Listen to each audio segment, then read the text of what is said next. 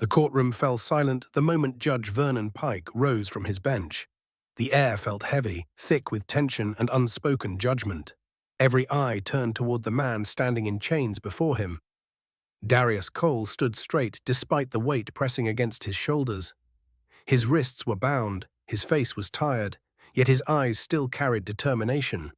He looked like a man fighting to hold on to the truth while the entire room tried to bury it. "You are exactly the kind of man who destroys lives and walks away," Judge Pike snapped. His voice struck the room like thunder. Darius swallowed hard and forced himself to remain calm. "I did not do this," he replied. "There has been a mistake. You have the wrong man."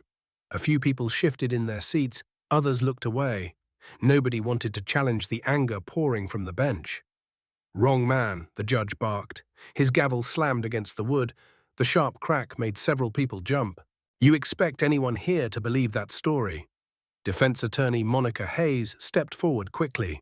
"Your Honor, my client is only asking for an opportunity to explain what happened." The judge cut her off before she could continue. "Enough." His face twisted with frustration. He pointed directly at Darius. "You stand there pretending to be innocent, but I know exactly what you are." Darius felt the room closing around him. His chest tightened. Every breath became harder than the last.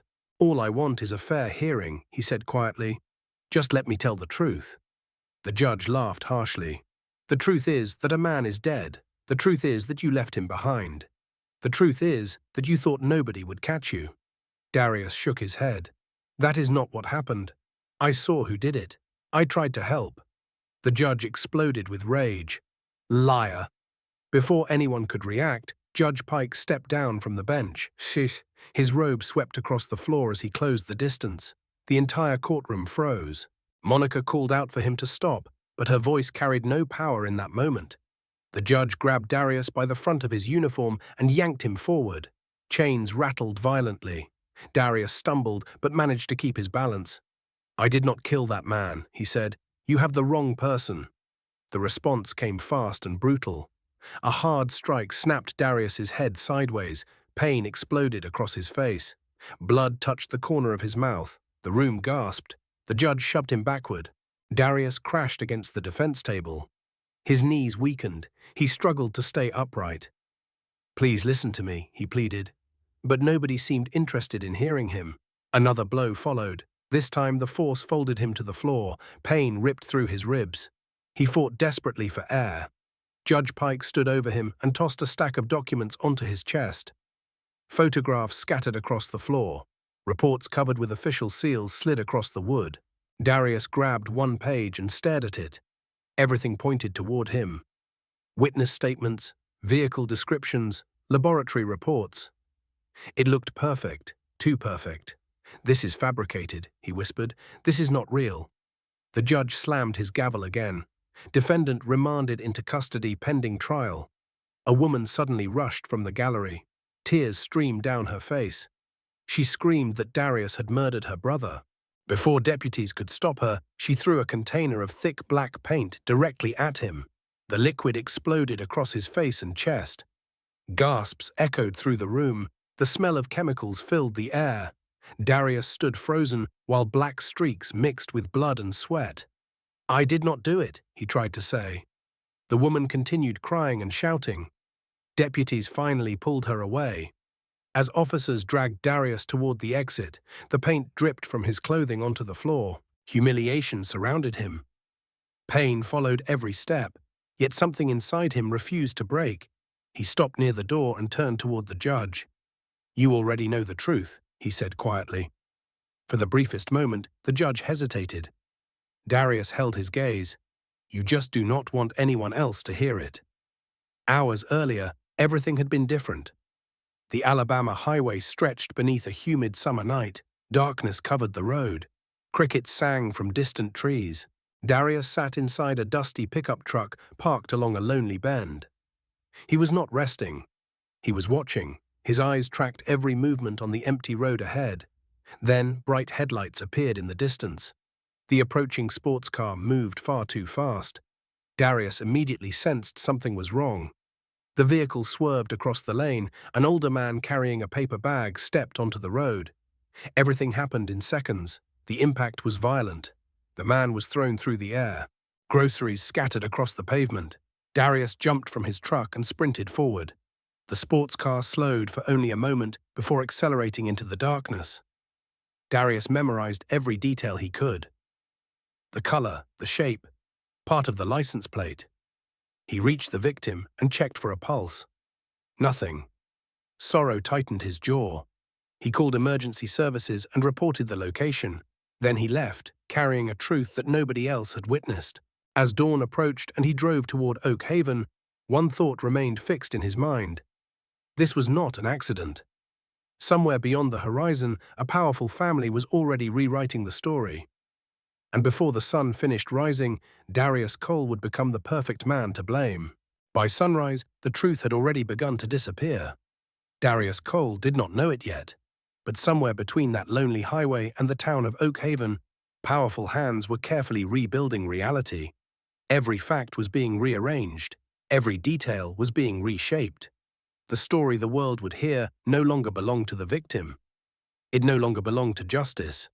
It belonged to people determined to protect themselves. The first light of morning stretched across the small Alabama town. Soft orange sunlight painted the rooftops and empty storefronts. Oak Haven looked peaceful from a distance.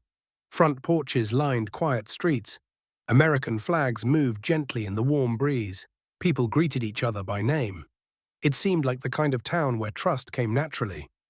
Yet beneath that calm surface, something darker lived quietly. Darius drove through town slowly. Exhaustion weighed heavily on him. He had not slept. The image of the victim on the road replayed constantly inside his mind. The sound of the collision, the scattered groceries, the terrible silence afterward. He had witnessed loss before. Life had taught him hard lessons. But this felt different. This felt deliberate. Someone had chosen to leave a man dying on the road. A small gas station appeared near the center of town. Darius pulled in and parked beside an aging fuel pump. The station looked unchanged from decades earlier. A faded sign advertised coffee near the entrance. Country music drifted softly from inside. He stepped out, stretched his sore shoulders, and walked toward the convenience store. Inside, an older clerk stood behind the counter reading a newspaper. He glanced up briefly when Darius entered. His eyes lingered a little longer than necessary. Darius grabbed a black coffee and placed several bills on the counter. Passing through, the clerk asked casually. Darius nodded, just for a little while. The clerk gave a small hum. Not much reason to stop here. Darius picked up the cup and turned toward the exit. The door opened before he reached it. 2 sheriff's deputies entered. Their arrival changed the atmosphere instantly. The comfortable silence disappeared. Every movement seemed sharper. Every sound felt louder. Darius recognized the shift immediately. One deputy stood tall and broad-shouldered. His name badge read, Sheriff Mason Briggs. Dark sunglasses hid his eyes despite being indoors. His partner remained near the entrance, arms crossed. Briggs studied Darius carefully. "You local?" he asked. Darius shook his head. "No, sir." Briggs smiled slightly. "Did not think so."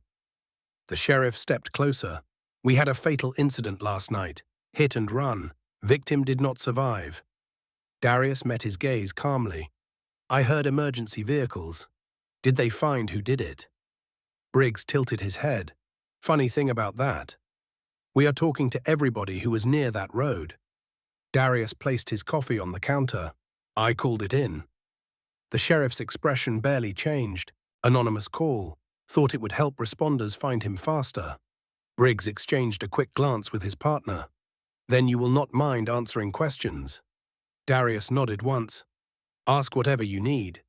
The sheriff slowly circled him. "What exactly did you see?" Darius described the sports car. He explained the speed, the direction, the partial plate number. Every detail came from memory. He spoke calmly and precisely. The sheriff listened quietly. Then something shifted. His friendly tone disappeared. "Interesting," he said, "because the only vehicle connected to that scene belongs to you." Silence filled the store. The clerk stopped, pretending not to listen. Darius frowned. "That is impossible. My truck never touched that man." Briggs shrugged casually. "That is not what the report says." "What report?" Darius asked. The sheriff removed a folded document from his pocket. Witness statement, vehicle description, physical evidence. Everything points directly at you. Darius felt frustration rising. There were no witnesses. Nobody else was there. Briggs smiled. Memory can be funny. Sometimes people see exactly what they need to see. Darius understood immediately. Something was wrong, deeply wrong. He looked directly at the sheriff. "I did not hit that man." Briggs leaned closer. "That is what they all say." The second deputy quietly moved behind Darius. The positioning was deliberate. The message was clear. "Turn around," Briggs ordered. Darius remained still. On what grounds? The sheriff's voice hardened. Suspicion of driving under the influence and vehicular homicide. That is not probable cause. That is an accusation. Turn around. The command came louder this time. The entire store had fallen silent. Even the music seemed distant. Darius slowly exhaled. He knew resistance would accomplish nothing. He turned around. Cold metal cuffs snapped around his wrists. The pressure bit into his skin. Briggs tightened them unnecessarily. As the sheriff secured the restraints, he leaned close enough that only Darius could hear him. "You should have kept driving." The words landed harder than the handcuffs. Darius said nothing. He did not need to. He already understood. The truth itself had become dangerous. Outside, the morning sun continued climbing higher. Birds moved across bright blue skies. People walked along sidewalks beginning their day. None of them realized an innocent man was being led toward destruction. Darius glanced once toward the road leading out of town. Then he looked back at Briggs. "You are making a mistake," he said quietly. The sheriff opened the patrol vehicle door. "No," he replied. "You made one." Darius climbed inside. The door slammed shut. Through the window, he watched Oak Haven pass by as they drove toward the county jail. Every mile carried him deeper into a story somebody else had written. Yet as the patrol car disappeared down the road, another vehicle entered town from the opposite direction. A sleek black sports car rolled quietly through the morning traffic. Its driver wore expensive sunglasses and a confident smile. Nobody stopped him. Nobody questioned him. Nobody even looked twice. And hidden beneath the front bumper, barely visible in the sunlight, was a small dent stained with evidence that should have destroyed his freedom. The Oak Haven County Jail stood behind the courthouse like a forgotten monument. Its concrete walls were stained by years of humidity and neglect. Narrow windows allowed little sunlight inside. From a distance, it looked less like a place of justice and more like a place where hope quietly disappeared. Darius Cole stepped through the heavy steel doors in handcuffs. Sheriff Mason Briggs walked beside him with the confidence of a man who believed every outcome was already decided. The door slammed shut behind them with a loud metallic echo. The sound lingered through the corridor. It felt final. The smell struck immediately. Bleach mixed with sweat and old concrete. The air felt stale. Darius remained calm. His breathing stayed controlled. Years of discipline helped him manage situations that would overwhelm most people. Still, he understood the danger surrounding him. This place was designed to isolate, designed to pressure, designed to break people. A booking officer sat behind a steel counter, flipping through paperwork. He barely looked up. Name: Darius Cole. Charges: Sheriff Briggs answered before Darius could speak. Driving under the influence, vehicular homicide, resisting arrest. Darius turned his head. "I never resisted." Briggs smirked. "Not yet." The booking officer finally raised his eyes. They moved over Darius slowly. Judgment appeared before conversation. Personal belongings. Darius placed his wallet, keys, watch, and phone onto the counter. Then he carefully removed a small notebook from his pocket. The officer picked it up immediately. "What is this?" "Notes," Darius replied. "Information from the accident scene." The officer opened several pages. His eyes scanned the details. Time, vehicle description, partial plate number, road conditions. Everything Darius had recorded the night before. Without explanation, the officer closed the notebook and placed it inside an evidence container. Darius watched it disappear.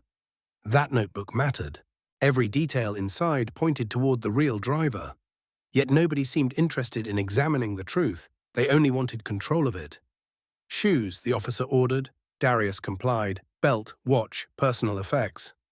One by one, everything was removed. Each item taken represented another connection to freedom, another piece of independence stripped away. The officer finally nodded toward the hallway. You get one phone call later. Darius understood exactly what later meant. Later could be hours. Later could be tomorrow. Later often meant never. He said nothing. They led him down a narrow corridor lined with cells. Fluorescent lights flickered overhead. The sound of distant voices echoed through the building. Several inmates glanced up as he passed. Some looked curious. Others looked tired. Most carried the expression of men who no longer expected fairness from the world. Briggs stopped at a cell and unlocked the door. "Welcome to Oak Haven," he said. Darius stepped inside. The steel door slammed shut behind him. For a moment, silence returned. He sat on the edge of a narrow metal bench. His ribs still hurt from the assault in court. Every breath reminded him how quickly things had escalated. He leaned forward and rested his elbows on his knees. The situation looked hopeless from the outside, but appearances rarely told the full story. Footsteps approached an hour later. Darius opened his eyes. A woman stood outside the bars holding a thin legal folder. She appeared exhausted. Her dark suit looked professional, but worn from years of difficult battles. Determination remained in her eyes despite the fatigue. "Mr. Cole," she asked. Darius stood. "Yes, I am attorney Vanessa Brooks. The court assigned me as your defense counsel." Darius stepped closer to the bars. "Then you have seen the charges." Vanessa nodded. "I have. It does not look good. That is because it is false." She sighed softly. "Everyone says that?" Darius shook his head. "No. Most people say it was an accident. I am telling you I was not driving that car." Something about his certainty caught her attention. Vanessa opened the folder. "They have a witness. They have evidence linking your truck to the scene. They claim you were intoxicated. I was not. They have a report saying otherwise. Then the report is false." She studied him carefully. Most defendants panicked. Most became emotional. Darius remained calm, not detached, focused. It was unusual. "In this town," Vanessa said quietly, "cases like this rarely end well for defendants, especially when the story has already been decided." Darius nodded slowly. "That confirms what I suspected." Vanessa frowned. "What do you mean? This is not about evidence. It is about protecting someone." The words hung between them. Vanessa looked away briefly. She had spent years working inside Oak Haven's justice system. She had witnessed things that never felt right. Cases that moved too quickly. Convictions that seemed too convenient. Yet she had never been able to prove anything. "I can try negotiating a plea deal," she offered. "Maybe reduce the charges. Avoid a lengthy sentence." Darius met her eyes. "I will not plead guilty to something I did not do." Her shoulders dropped slightly. "Then this goes to trial." "Good." Vanessa almost laughed from disbelief. "No, that is not good. If this reaches trial, they will make an example of you." Darius leaned closer to the bars. "They already are." Silence settled between them. Vanessa opened the folder again. "There is something else. The judge assigned to your case is Vernon Pike." Darius's expression remained unchanged. "I have met him." The attorney looked surprised. "Already?" Darius nodded. "He is not interested in the truth." Vanessa closed the folder slowly. "Then we have a serious problem."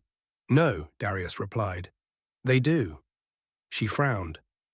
"What does that mean?" Darius looked beyond her toward the end of the corridor. His focus seemed fixed on something invisible. "It means they think I am someone they can bury." Vanessa folded her arms. "And you are not." Darius met her gaze. "No."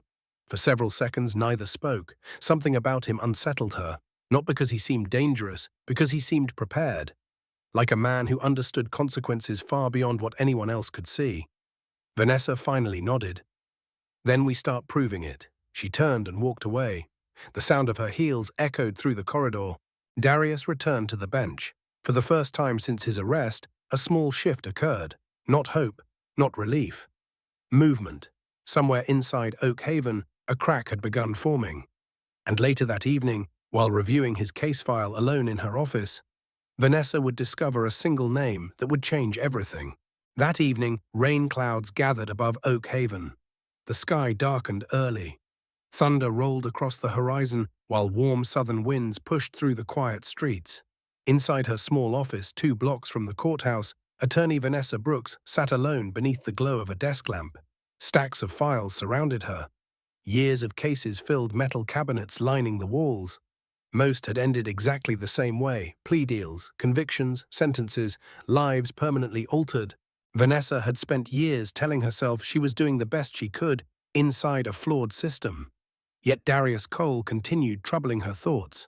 He did not fit the pattern. Vanessa opened his case file again. The official report looked perfect. Too perfect. Every statement aligned neatly. Every timeline matched exactly. The witness testimony supported the physical evidence. The toxicology report reinforced the narrative. On paper, the case looked airtight. That bothered her. Perfect cases rarely existed. She leaned back and rubbed her eyes. Something felt wrong. Her attention returned to the witness section. A single name caught her eye again: Travis Pike.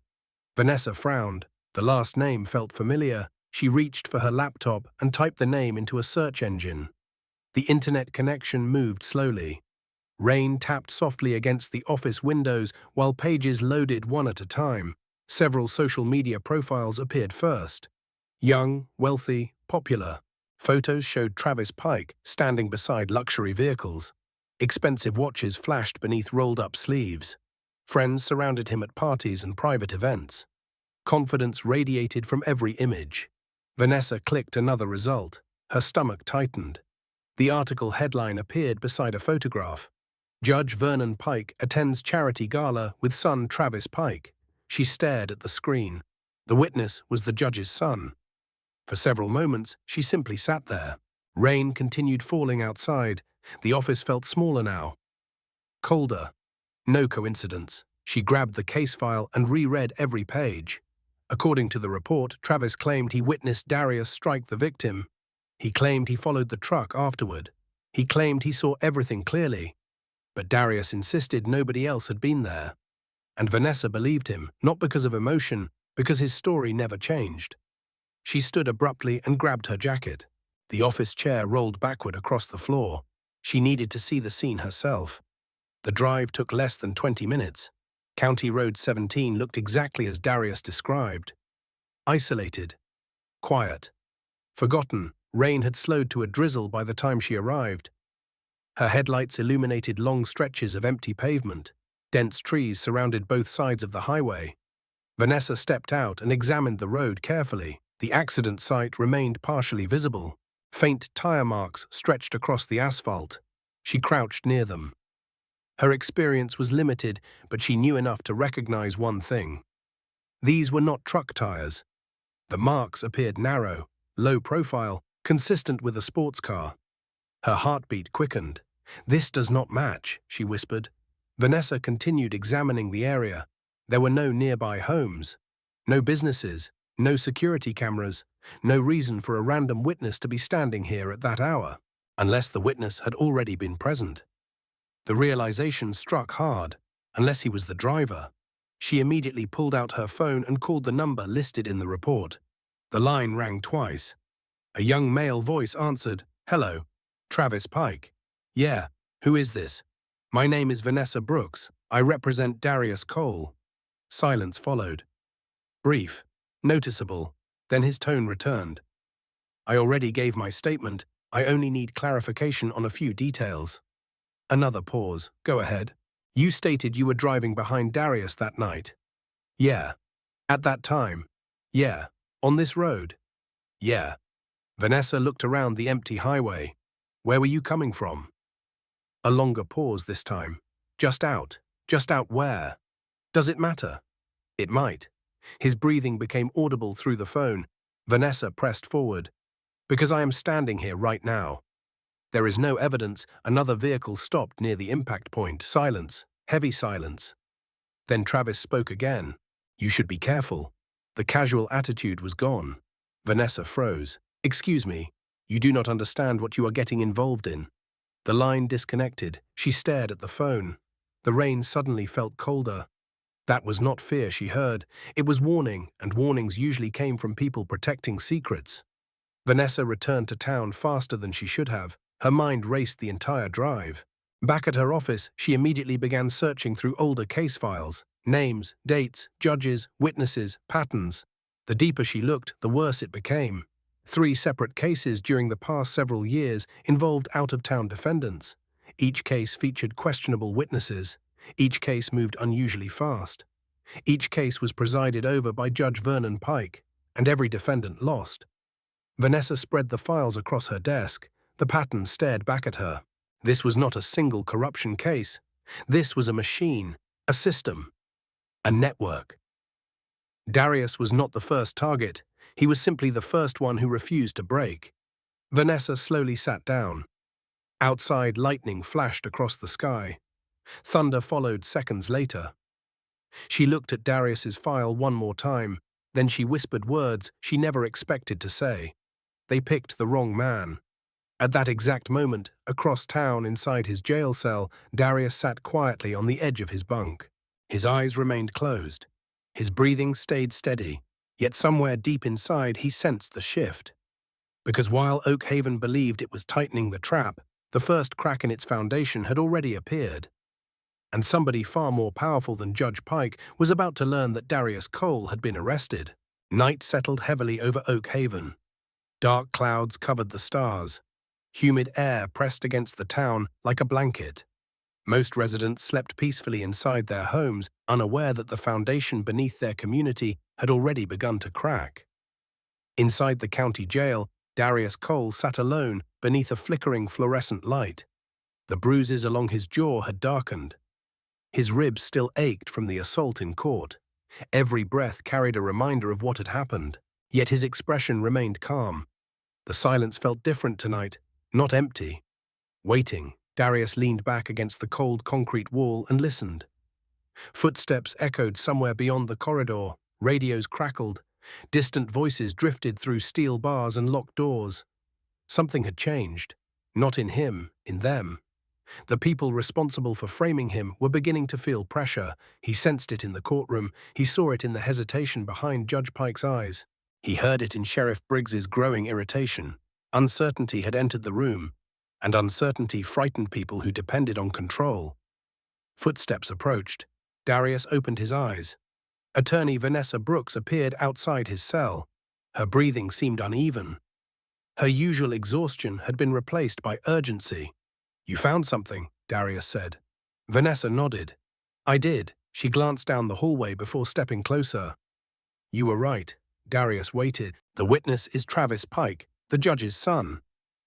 The words hung between them. Darius closed his eyes briefly. "That explains a lot." Vanessa folded her arms. "You suspected. People do not protect lies this aggressively unless something personal is involved." She nodded. "I went to the scene. The tire marks do not match your truck. They match a sports car." Darius remained silent. "I also called Travis." His eyes opened again. "And?" "He warned me." Darius slowly exhaled. Then he confirmed everything. Vanessa looked frustrated. "This is bigger than I thought. They have done this before. I found multiple cases with the same pattern. Outsiders blamed. Convenient witnesses. Fast convictions. Disposable targets," Darius said. "Exactly." The corridor fell quiet again. Vanessa studied him. "Most people would be panicking right now." "Maybe. You are not." "No." "Why?" Darius looked toward the ceiling. "Because panic does not solve problems." Vanessa shook her head. "That is not what I mean." He remained silent. She stepped closer. "Who are you, really?" The question lingered.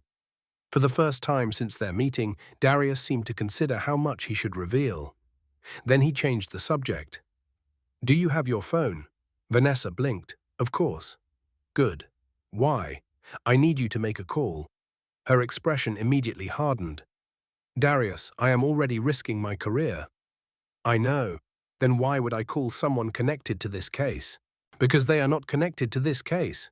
Vanessa frowned. "Then who are they?" Darius leaned forward. "Someone who needs to know what happened." She hesitated. "This sounds insane." "Maybe." That answer did not help. Darius recited a phone number slowly. Every digit was precise. Vanessa listened carefully. When she finished repeating it back, Darius nodded. Do not write it down. Why not? Because I said so. The firmness surprised her. Then what exactly am I supposed to say? Darius looked directly into her eyes. Tell them this. Ghost has been compromised in Oak Haven. Vanessa stared at him. Ghost. Yes, that is it. That is it. Who am I asking for? They will know. The answer only created more questions. Vanessa folded her arms tighter. This sounds like something from a movie. Darius almost smiled. It is not.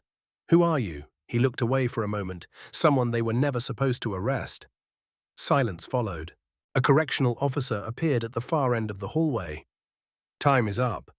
Vanessa glanced toward the officer and then back at Darius. If this turns out to be nothing, it is not nothing. His certainty stopped her. For reasons she could not fully explain, she believed him.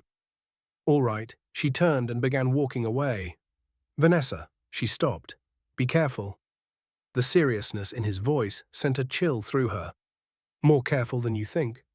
No. Darius shook his head. Not yet. Vanessa left the jail carrying more questions than answers. An hour later, she sat alone inside her car at a nearly empty gas station on the edge of town. The number remained fixed in her mind. The dashboard clock glowed softly. Rain tapped against the windshield. She stared at her phone. This is crazy. The words escaped her lips. Everything about this situation felt wrong. A public defender calling an unknown number on behalf of a murder suspect. Nothing about it made sense. Yet neither did the evidence, neither did the witness, neither did the judge. Vanessa finally took a deep breath. Then she dialed. The phone rang once, twice. A voice answered. Not a person, an automated system. Secure federal channel, state your request. Vanessa froze, her pulse accelerated. This was not a prank, this was not a disconnected line, this was real. She swallowed hard. Ghost has been compromised in Oak Haven. Silence, absolute silence. Then the line clicked. A new voice appeared. Human, deep, controlled. Identify yourself. My name is Vanessa Brooks. I am an attorney in Oak Haven. Who gave you this number? Darius Cole. The silence that followed felt endless. Then one question came back. Where is he? Vanessa's heart skipped. In county custody. Another pause, longer this time. Then the voice changed. Not emotional. Dangerous. Is he alive? Vanessa tightened her grip on the phone. Yes. The voice answered immediately. Do not return to the courthouse tonight. What? Do not contact local law enforcement. What is happening? The answer came without hesitation. We are coming. The line disconnected. Vanessa stared through the windshield at the darkness beyond the gas station. Her hands trembled slightly. For the first time since this nightmare began, she realized something terrifying. Darius Cole had never been asking anyone to save him. He had been warning Oak Haven. The night air over Oak Haven felt different. The town remained quiet on the surface, but beneath that silence something was moving. Something powerful, something that did not ask permission. Vanessa Brooks drove slowly through empty streets, her hands tight on the steering wheel. The words from the phone call echoed inside her head. We are coming. No explanation, no details, just certainty. The courthouse stood dark against the night sky. Streetlights cast long shadows across brick walls and empty sidewalks. Everything looked normal.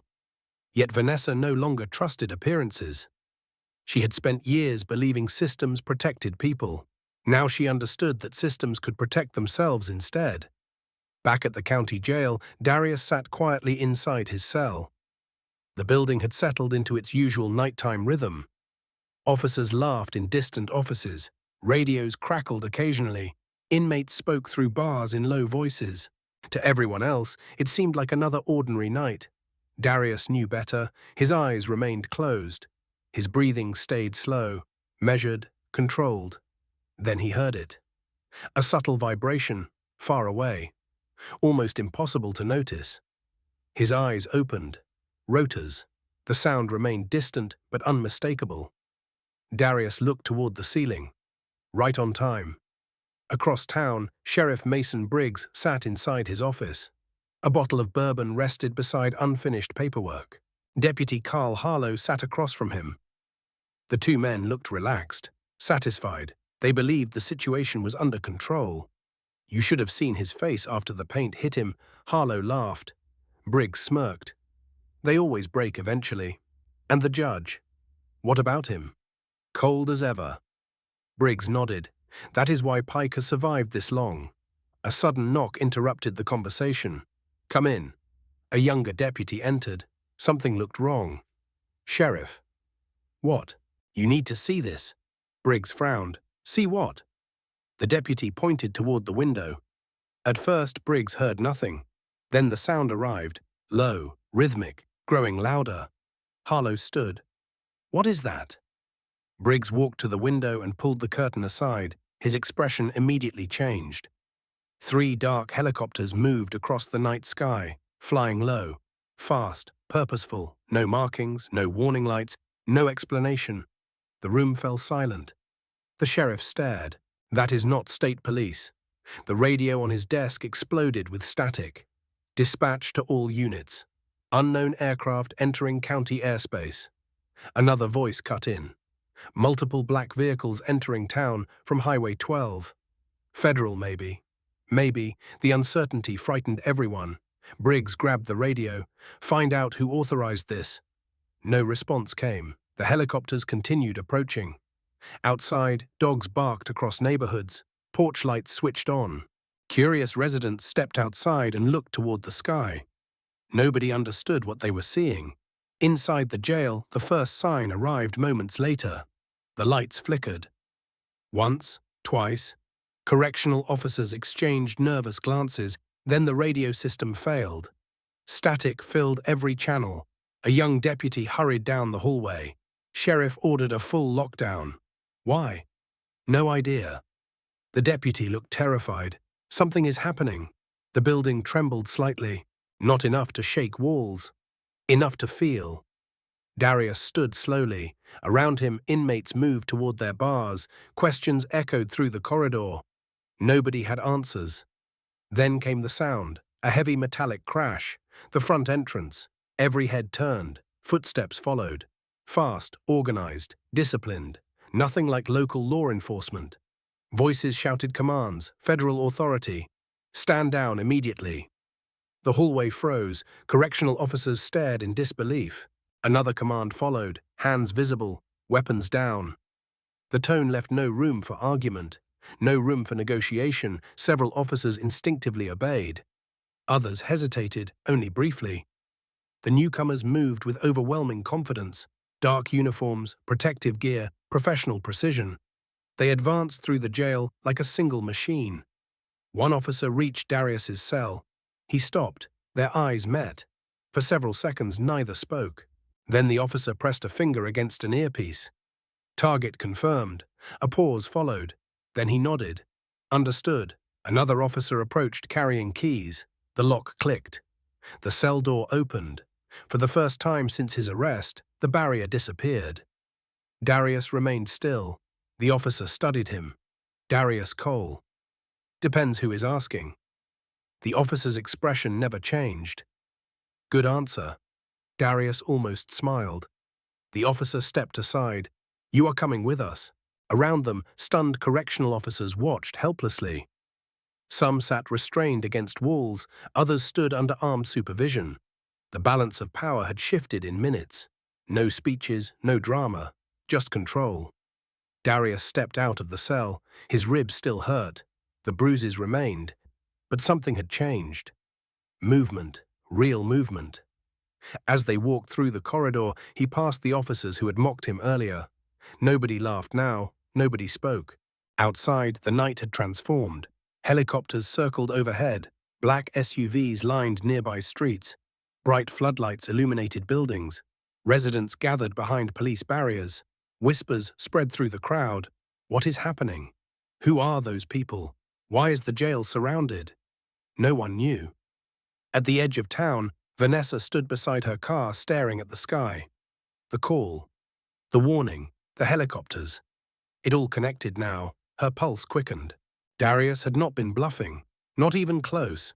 And as the convoy rolled deeper into Oak Haven, carrying authority far beyond anything the town had ever seen, one realization settled heavily over everyone involved. The people who framed Darius Cole were no longer hunting a victim. They had become the targets. Before sunrise, Oak Haven looked like a town under siege. Helicopters continued circling overhead. Their powerful rotors shook windows and rattled loose signs along Main Street. Residents stood on porches, wearing robes and jackets, staring into the darkness. Nobody could remember anything like this ever happening. For decades, Oak Haven had operated the same way. Certain families held power. Certain names carried influence. Certain questions were never asked. People accepted what they were told because challenging authority always came with consequences. That certainty was disappearing. Darius Cole stepped from the county jail surrounded by federal personnel. The cool morning air brushed against his face. His hands were no longer bound. The bruises remained. The pain remained. But the chains were gone. A tall, silver-haired man emerged from one of the black vehicles waiting nearby. His uniform was simple yet unmistakably important. He carried himself with the confidence of someone accustomed to command. The moment he approached, several officers straightened automatically. Darius did the same. "Sir?" The older man studied him carefully. His eyes moved across the bruising on Darius's face. The cuts, the swelling, the evidence of what had happened inside Oak Haven. "They put their hands on you." It was not a question. "Yes, sir." The man's expression hardened. Noted, nothing else, just one word. Yet somehow it carried the weight of a promise. Behind them, correctional officers were escorted from the jail in handcuffs. Men who had once believed themselves untouchable now avoided eye contact. Their authority had vanished overnight. Darius watched quietly. No satisfaction, no anger, only observation. Nearby, Vanessa Brooks stood frozen beside her car. The reality unfolding before her felt impossible. Federal personnel moved with precise coordination. Vehicles continued arriving. Evidence teams entered buildings. Communications equipment appeared across the area. Everything seemed organized long before the first helicopter arrived. Darius approached her. Vanessa shook her head slowly. "What is all this?" Darius glanced toward the growing convoy. "This is what happens when the truth reaches the right people. You could have warned me." "No." "Why not?" "Because you would not have believed me." She opened her mouth to argue, then stopped. He was right. The silver-haired officer joined them. "You are Attorney Brooks." "Yes." "You made the call." Vanessa nodded. The man studied her briefly. "You did the right thing." His words should have brought comfort. Instead, they raised even more questions. "What happens now?" The officer looked toward the courthouse standing in the distance. "Now we correct the record." The convoy immediately began moving, not away from town, toward its center, toward the courthouse, toward the people responsible.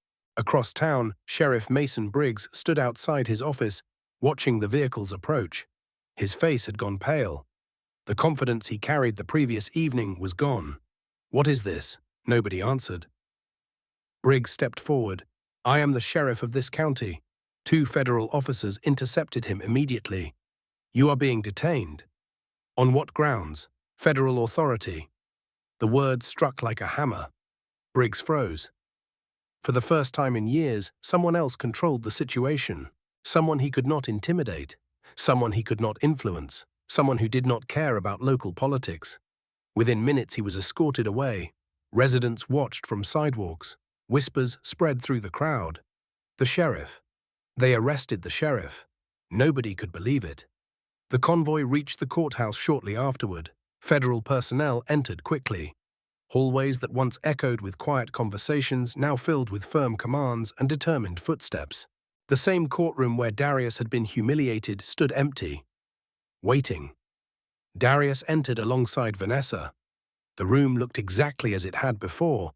The judge's bench, the witness stand, the rows of wooden seats. Nothing physical had changed, yet everything felt different, because the power that once dominated the room was gone.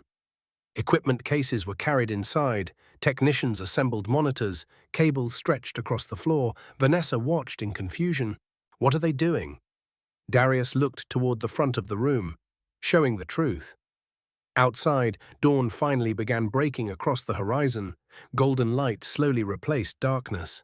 The town square filled with curious residents. News vans started arriving. Reporters rushed toward the courthouse, carrying cameras and microphones. The story was spreading beyond Oak Haven. Fast. Inside the courthouse, another team entered carrying sealed evidence containers. One federal investigator approached the silver-haired officer. "We found surveillance footage." The officer nodded. "And it confirms everything." Vanessa's heartbeat quickened. Everything. The investigator opened a folder: traffic camera footage, private security recordings, phone records, vehicle tracking data. The evidence trail had survived. Someone simply buried it. Until now. The officer closed the folder. "Prepare the courtroom." "Yes, sir." As the investigator walked away, Vanessa turned toward Darius. "Who exactly are these people?" Darius looked toward the courtroom entrance. "People who do not like corruption. That is not really an answer." "No." "Then tell me the truth." Darius remained silent for several seconds. Then he finally spoke. "The truth is that Oak Haven thought it arrested a witness." Vanessa waited. Instead, Darius looked directly at her. "It arrested the worst possible person to frame." Before she could ask another question, the courthouse doors opened again. A group of federal agents entered, escorting a familiar young man in handcuffs. Expensive clothes. Expensive watch.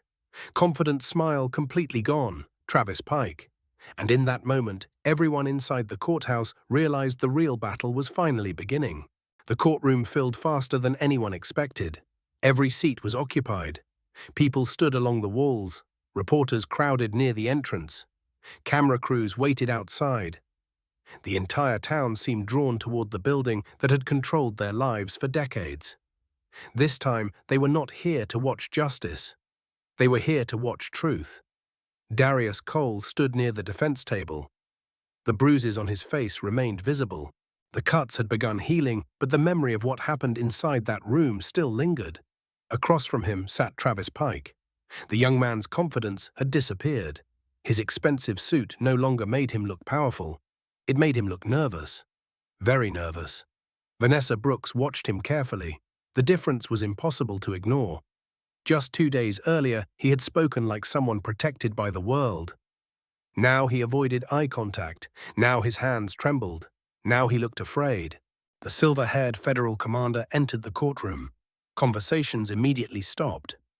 Silence spread through the room. The commander stepped toward the front and nodded toward the technicians. "Begin." One of the large monitors flickered to life. Every eye turned toward the screen. The first image appeared. County Road 17. Night. The same stretch of highway where everything began.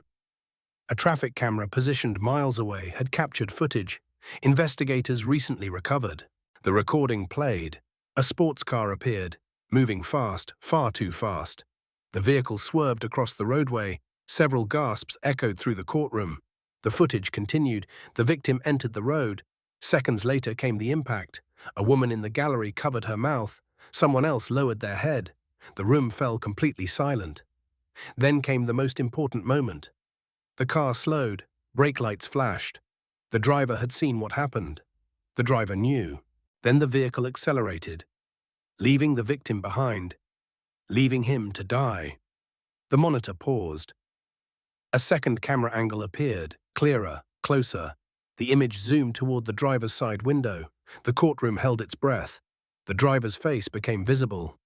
Travis Pike. Shock swept through the room. People began whispering. Others stared openly. Several reporters immediately reached for phones. The evidence was undeniable. Vanessa looked toward Judge Vernon Pike. For the first time, the judge looked old. Not powerful, not respected, just old. His face had turned pale. His hands gripped the edge of the bench. The commander stepped forward. Would anyone like to challenge the authenticity of this footage? Nobody answered. The silence spoke loudly enough. Then another recording appeared. This one came from inside the courthouse. Security footage. The room immediately recognized the scene. Darius standing in chains. Judge Pike stepping down from the bench. The confrontation, the shouting. Then the assault. The entire courtroom watched as the judge struck Darius, watched him shove him, watched him kick him, watched him abuse the authority entrusted to him. Vanessa had witnessed it personally. Even she found it difficult to watch. The evidence removed every excuse, every explanation, every lie. Judge Pike suddenly stood. "This is manipulated." His voice cracked. Nobody believed him. "This footage has been altered." The commander looked at him calmly. "Has it?" Judge Pike searched the room. He looked toward old friends, political allies, community leaders. Nobody moved. Nobody defended him. For years they followed his lead. Now they sat quietly, watching. The commander opened a thick folder. Phone records confirm multiple conversations between Travis Pike and county officials immediately following the incident. Another monitor displayed call logs. Timestamp after timestamp appeared. Then financial records appeared. Transfers, payments, favors. The corruption trail stretched much deeper than anyone imagined. Vanessa felt her stomach tighten. This was bigger than one accident, much bigger. The commander continued, "We also recovered deleted messages." Another screen appeared. Text conversations filled the monitor. One message stood out immediately. "Make sure the truck takes the blame." A second message followed. "Dad will handle the rest." The courtroom erupted. Voices overlapped. People stood from their seats. Reporters rushed toward exits. The truth was no longer hidden. It was exploding. Judge Pike slammed his hands against the bench. Order. Nobody listened. The authority he relied upon for decades had vanished. He looked toward Travis. His son stared at the floor. Defeated. Broken. Exposed. The commander raised a hand. The room slowly quieted. Then he delivered the words everyone had been waiting to hear. "Judge Vernon Pike." The judge looked up. "You are under federal investigation for obstruction of justice, evidence tampering, witness intimidation, conspiracy, and abuse of authority." Two federal agents stepped forward. Handcuffs appeared. Judge Pike backed away instinctively. "You do not understand." "Oh, we understand perfectly." The agent secured his wrists. The sound of the cuffs echoed through the room. Loud. Final. The same judge who once controlled every outcome now stood exactly where he placed countless others. Powerless. Darius watched quietly. No celebration, no revenge, only truth. As Judge Pike was escorted from the courtroom, he turned toward Darius. Fear filled his eyes, real fear. For the first time since this nightmare began, he understood what accountability felt like. Darius held his gaze, then looked away, because the story was no longer about the judge. The story belonged to the truth. And outside the courthouse, hundreds of people had already gathered. Many carried questions, some carried anger, others carried hope. None of them realized that investigators had just uncovered evidence linking several other town officials to the same corruption network. The arrests were only beginning. By afternoon, Oak Haven no longer felt like the same town. News helicopters hovered overhead. Reporters filled the sidewalks. Satellite trucks lined the streets surrounding the courthouse. Every major network wanted the story. Every camera pointed toward the place where decades of hidden corruption had finally been exposed. Inside the courthouse, investigators worked without pause. Office doors remained open. Filing cabinets stood emptied. Evidence boxes filled hallways. Federal agents moved from room to room, collecting documents, hard drives, and records. The deeper they looked, the worse it became. What began as a fatal hit and run had become something far larger. Years larger. Darius Cole stood near a courthouse window overlooking the town square. Bright afternoon sunlight reflected from nearby buildings. People gathered in clusters below. Some spoke quietly, others argued. Many simply stared at the courthouse as if seeing it for the first time. Vanessa Brooks approached carrying another stack of documents. "You were right." Darius glanced toward her. "About what?" This was never just one case. She handed him a summary report. "Several officials are under investigation now." "How many?" "More than anyone expected." Darius slowly nodded. That made sense. Systems like this rarely survived because of one person. They survived because many people benefited. Some participated, others looked away. Vanessa leaned against the wall. "I keep thinking about all the people who came through these courtrooms. The innocent ones, the ones nobody listened to. Darius understood exactly what she meant. Every corrupt conviction represented a stolen piece of someone's life. Years, families, opportunities, dreams, all sacrificed to protect power. A federal investigator approached them. "Mr. Cole," Darius turned, "we recovered additional evidence from Judge Pike's office." "What kind?" The investigator hesitated. "Records, photographs, case files, names." The investigator lowered his voice. "Your case was planned before your arrest." Vanessa stared. "What?" The investigator handed her several documents. She flipped through them quickly. Then her expression changed. Shock, pure shock. Darius watched quietly. "What is it?" Vanessa swallowed hard. "They knew about you before the accident." Darius remained calm. "Continue. Your name appears in communications from weeks earlier. Several officials discussed you, tracked your movements, monitored your arrival." The investigator nodded. "Someone recognized you." The realization settled heavily between them. The accident itself had been real, but the decision to frame Darius happened with remarkable speed, too much speed, as if certain people already feared him. Vanessa looked confused. "Why would they care who you are?" Darius stared through the courthouse window. Sometimes people panic when they think a witness knows too much. That answer raised even more questions. Before Vanessa could ask them, shouting erupted outside. Everyone turned. Another convoy had arrived, this time carrying additional detainees, former officials, business leaders, political allies. The corruption network was collapsing in real time. Residents watched from behind barriers.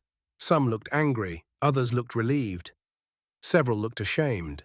One elderly man stood quietly near the courthouse steps. Tears filled his eyes. Vanessa recognized him. He had lost a son years earlier during a controversial prosecution. The conviction always seemed questionable. Now investigators were reopening the case. The old man removed his hat and looked toward the sky. For the first time in years, hope appeared on his face. That single expression affected Vanessa more than all the headlines. Because justice was never about news coverage.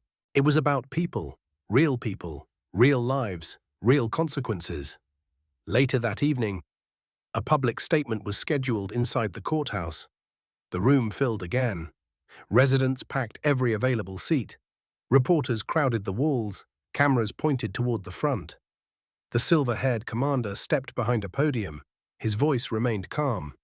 "Today we uncovered evidence of systemic corruption spanning multiple years." The room listened closely. Several ongoing investigations remain active. Additional arrests are expected. Every affected conviction will be reviewed. Applause erupted, not loud at first, then stronger. People were not celebrating arrests, they were celebrating accountability.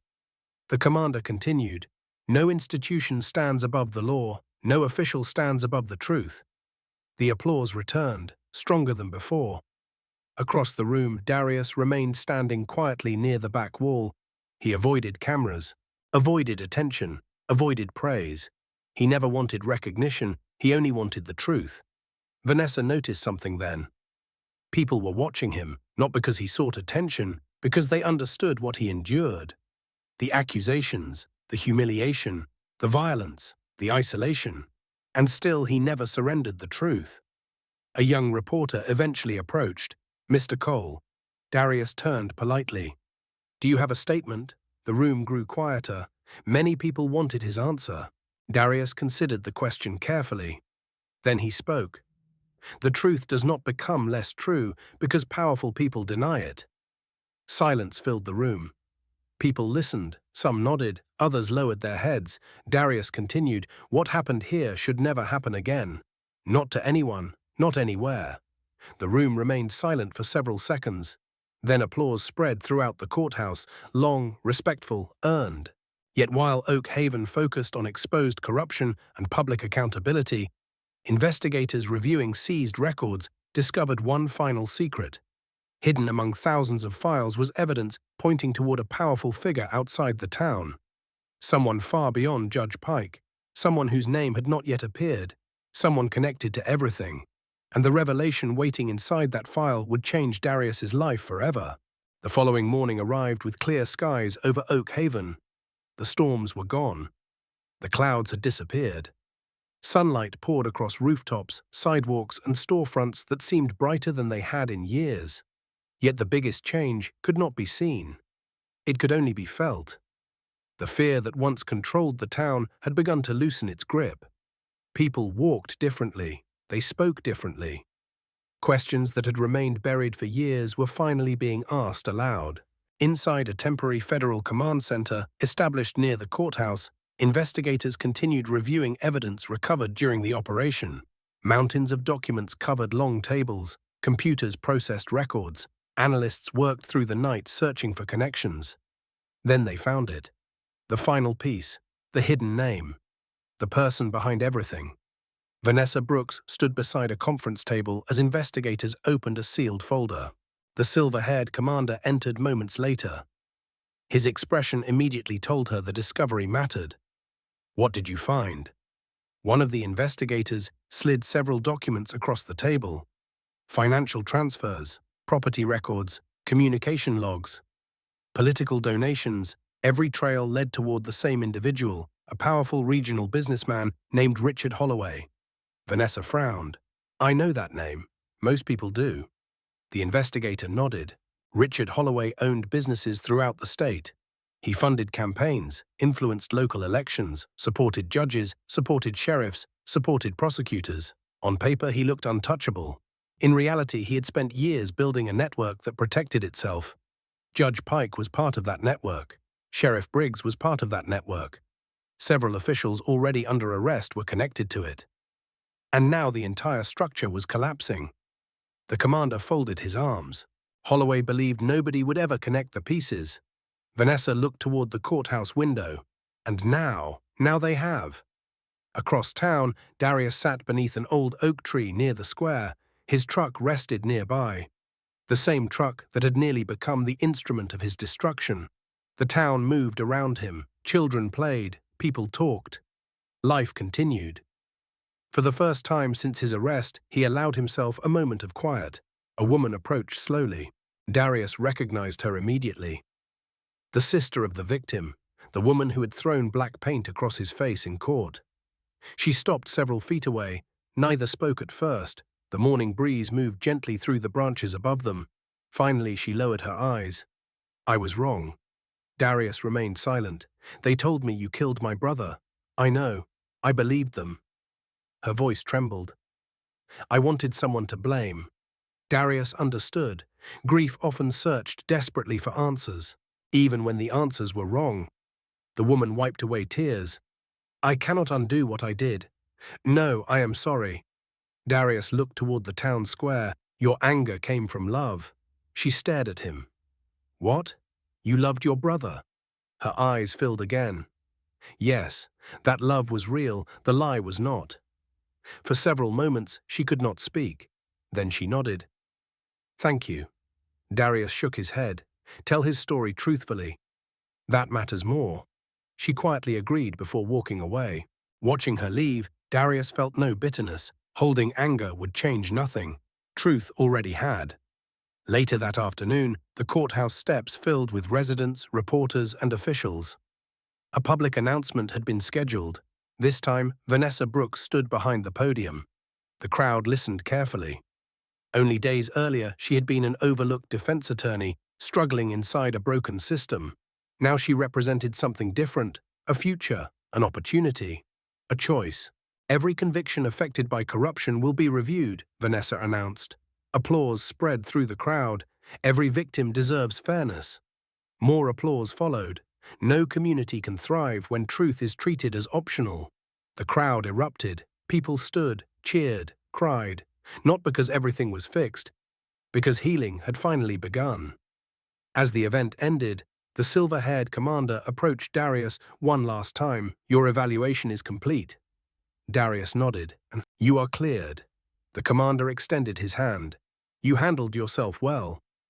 Darius shook it. "Thank you, sir." The commander smiled slightly. "Most people would have broken. Maybe, but not you." Darius looked toward the courthouse. "Some things are worth standing for." The commander nodded. Then he returned to his vehicle. Within minutes, the convoy began leaving town. One vehicle after another disappeared down the highway. The helicopters were gone. The floodlights were gone. The operation had ended, but its impact would remain for years. As evening approached, Darius climbed into his truck. The engine started smoothly. He glanced once toward the courthouse, toward the town that had tried to bury him, toward the people now working to rebuild it. Vanessa stood near the steps, speaking with residents. She noticed him preparing to leave. Their eyes met briefly. Neither needed many words. Some victories spoke for themselves. Darius shifted into gear. The truck rolled forward. Sunlight stretched across the road ahead. For the first time since the accident, the future felt open again. The truth had survived. Not because it was powerful, because enough people finally chose to defend it. Justice does not always arrive quickly. Sometimes it arrives late. Sometimes it arrives bruised and exhausted. Sometimes it must fight through corruption, fear, and silence. But when courageous people refuse to surrender the truth, even the strongest walls eventually crack. Real strength is not found in power. It is found in integrity. It is found in standing firm when lies seem easier. It is found in choosing what is right, even when the cost feels overwhelming. And in the end, truth needs only one thing to survive: someone willing to carry it. Subscribe to the channel, leave a comment, your viewing location, and share this video.